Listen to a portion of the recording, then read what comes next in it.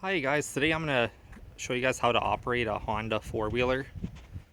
This one here is a 2008 Honda Rancher 420 4x4 FM, which stands for the foot shift. This is not the electronic push-button shift on the handlebars. And for these Hondas, they haven't changed at all over the years. Like I said, this one's a 2008, but even on our 1988 Honda fourtrax 300, it shifts the same way and operates all the same way.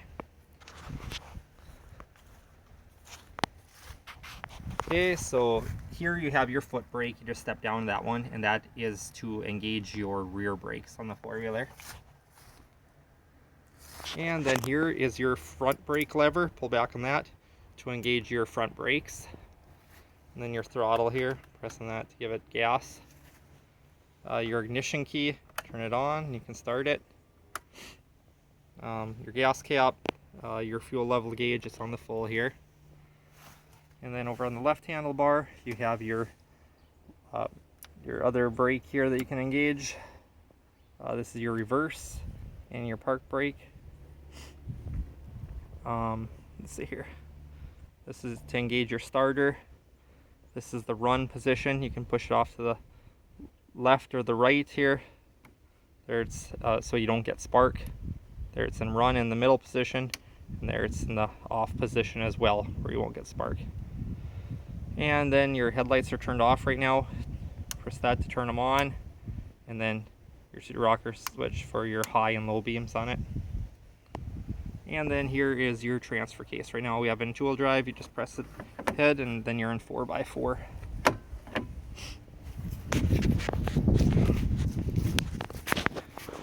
And then here's just your toolbox on it. Put that up. Go ahead and shut it and push that back up onto there. And then this is your foot shifter for shifting the transmission through all your gears, and then a neutral and into reverse. And then, like I said, this one's got a snow plow on it. This one does not have an actual winch, and it just cams it up.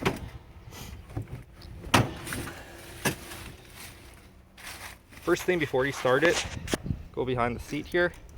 There's a latch. You pull up on it. You can't even see it from here, but you just pull up on it, and you'll be able to just lift the seat backwards. Pull it backwards. So it goes ahead and slides into there. And that's what the front is. That just slides into that slot.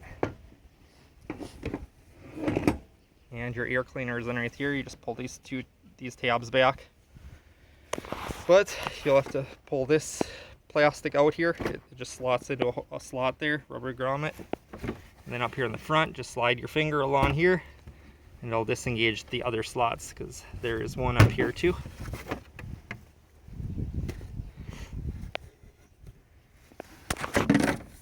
And down here is to check your engine oil, and you always check your engine oil before you start your four-wheelers. Don't want to blow them up. And this one here is on the full. It's got to be on the cross hatches.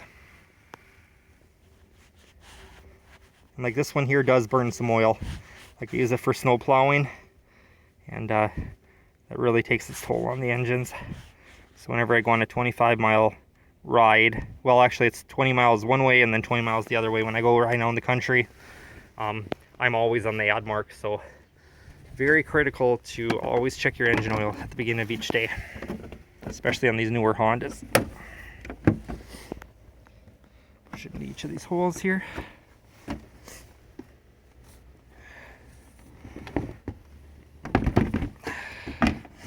the seat back on and push it down the back, and it latches. Okay, now to start it, and I go ahead and turn the key on. Press the starter button here at the bottom. I want to give it a little bit of throttle here. I'm going to put this camera down. There it popped off. I gave it press the button while I was giving it a little bit of throttle like that. I'm going to go ahead and pull back on my snowplow lever if you got the snowplow on here.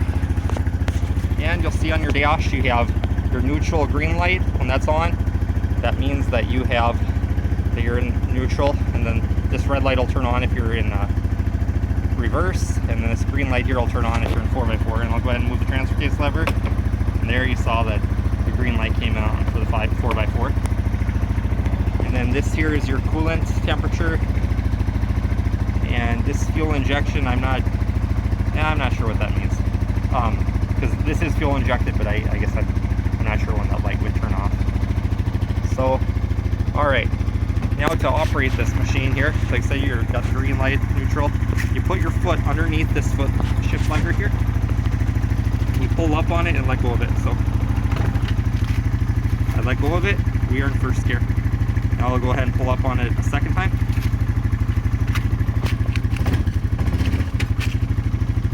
And now we're in second gear. Usually you got to be moving. It makes it a lot easier to do it. You're going to go up through each of your gears here. You pull it up and let go of it. So like we're in second gear, it'll go all the way up through, then you'll pull it up again, then you'll be in third gear, then you'll be in fourth gear another time you pull it up, and the last time you pull it up you'll be in fifth gear, and that's as many gears are on these Honda four-wheelers. And then to downshift it, you just press down on the lever and then let go of it. So heard it shift. Now we are in first gear again. Now we press it down on it one more time here, and now we are in neutral. And when you get into neutral, the green light turns back on. Now it's a 3-step process to shift these into reverse. You go ahead and you press in this button that says R on it for reverse, and you hold it down. And while you have it held down, you pull back on your handbrake. Now you can let go of that reverse button, and it stays held in. And your third step is press down on your shift lever, and it is now in reverse. When it goes in reverse, it turns on the red light for the R. And then after it's in reverse, you go ahead and you let go of the brake here, and you saw the R button here, it flipped up, so now you're good to go. Now when you're done backing up, you want to get out of reverse, all you have to do is pull up on your shift lever one time,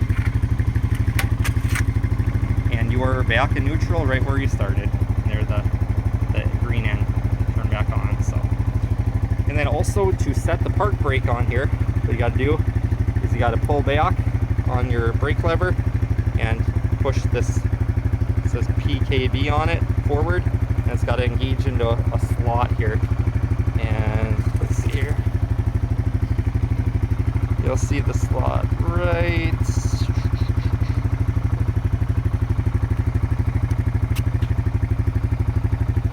there. Right down there, there's a slot that this piece right here engages into, and then you'll set the park brake on this. Alright, hope this helps you guys. And I better tell you a little bit more about these foot shift. Like I said, they've had these since, I know, 1988, probably even before that, and as of today you can still order them with the foot shift. Your other option is to get the electronic shift. So like this one here is called a Honda Rancher 420 FM. So like I said, FM stands for foot, F. And then the other ones they'll be like called the 420 ES for electronic shift. And right around here there'll be a up and down arrow button. And you gotta press it each time that you want to shift up to first. Hit it again, and it'll shift up to second, up to third, up to fourth, up to fifth. You gotta press that button every single time. And then when you want to downshift, there's the down arrow. You got to press that every single time to downshift to fourth. Press it again to downshift to third, and go all the way down. And my boss, he had one, and I absolutely hated it because you can't hear your gun with your left hand. If you got your little 2-year-old kid on here with you, you can't hold on to your child because you got to have your other hand on this constantly, because your other hand is running your throttle. So it's just, and then also when you're running with tools on your four-wheel, you got to hold them with your left hand to take them to the combine or the tractor. It's just not really a practical setup, other than I guess if you have a bad leg, if you're older, I guess. So, but the resale value is terrible on them.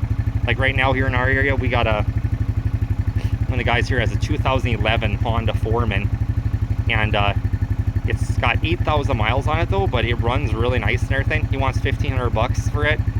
It's been for sale for over a month. Nobody will even touch it. People hate that that push button shifting. They want that foot shifter. So, all right. You guys have any questions? Leave them in the comments. All right, bye.